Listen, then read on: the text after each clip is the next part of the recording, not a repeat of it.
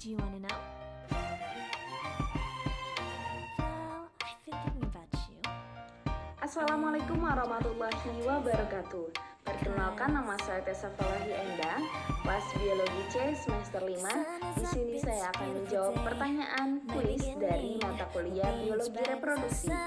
Yang pertama yaitu hormon yang berperan pada sistem reproduksi laki-laki itu apa aja? Yang pertama ada hormon testosteron. Fungsi hormon ini pada pria antara lain mengendalikan gairah seksual, memproduksi sperma, kepadatan tulang, dan juga massa otot. Sehingga hormon ini mampu mempengaruhi perubahan fisik dan emosional pria secara signifikan. Yang kedua yaitu hormon estrogen. Fungsi hormon ini yaitu mengontrol kesehatan pada sperma. Yang ketiga ada follicle stimulating hormone.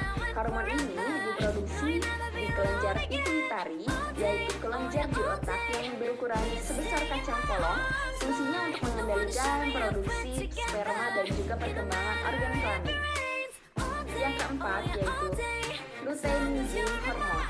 Hormon ini diproduksi di kelenjar pituitari dan memiliki korelasi dengan hormon FSH.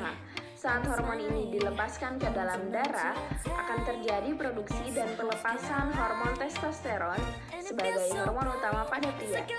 Yang selanjutnya yaitu hormon luteinasi.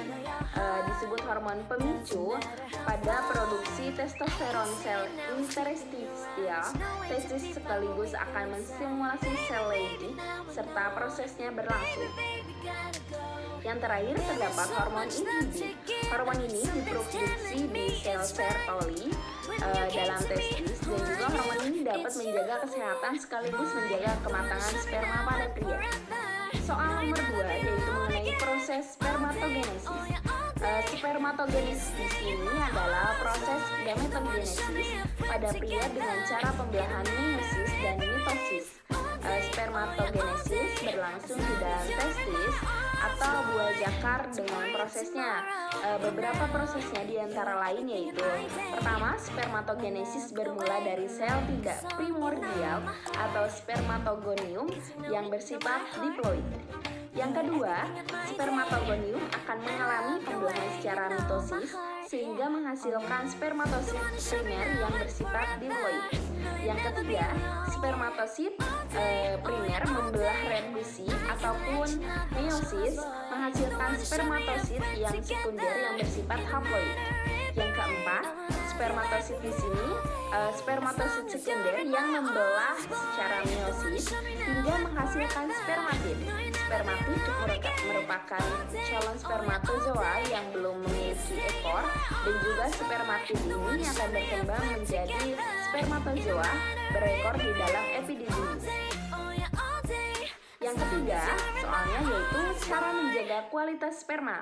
Yang pertama, cara menjaganya dengan menjaga berat badan ideal, karena beberapa penelitian membuktikan bahwa meningkatkannya indeks massa tubuh berkaitan dengan menurunnya jumlah serta pergerakan sperma.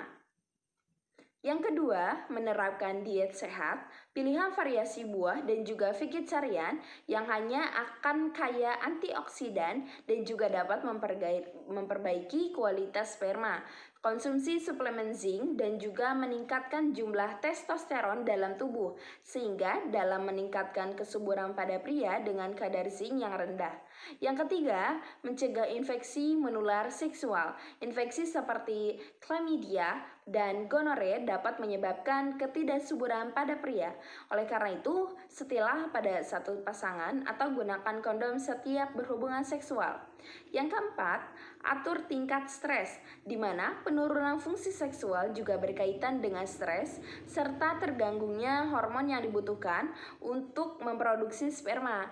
Stres di sini jangka panjang dapat meningkatkan kadar hormon kolesterol, yang mana ini dapat menurunkan kadar testosteron juga. Selanjutnya yaitu bergeraklah, aktivitas fisik, intensitas yang sedang dapat meningkatkan enzim antioksidan yang dapat melindungi sperma. Pria ini yang berolahraga rutin memiliki kadar testosteron yang lebih tinggi serta kualitasnya lebih baik. Dan masih banyak pula cara menjaga kesehatan sperma yang lainnya.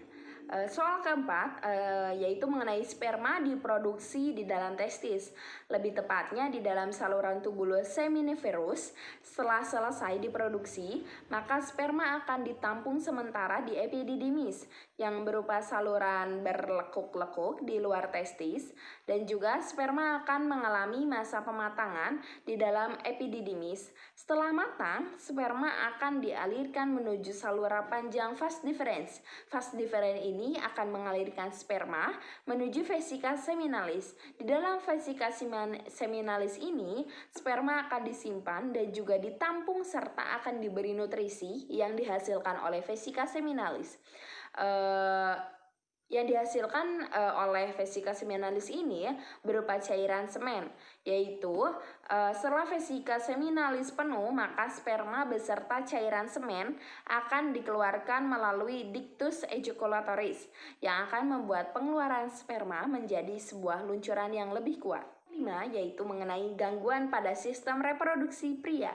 Yang pertama yaitu gangguan hernia inguinal, yaitu dinding perut bagian bawah melemah sehingga usus turun ke kantung testis atau bagian samping penis yang menyebabkan testis terlihat lebih besar.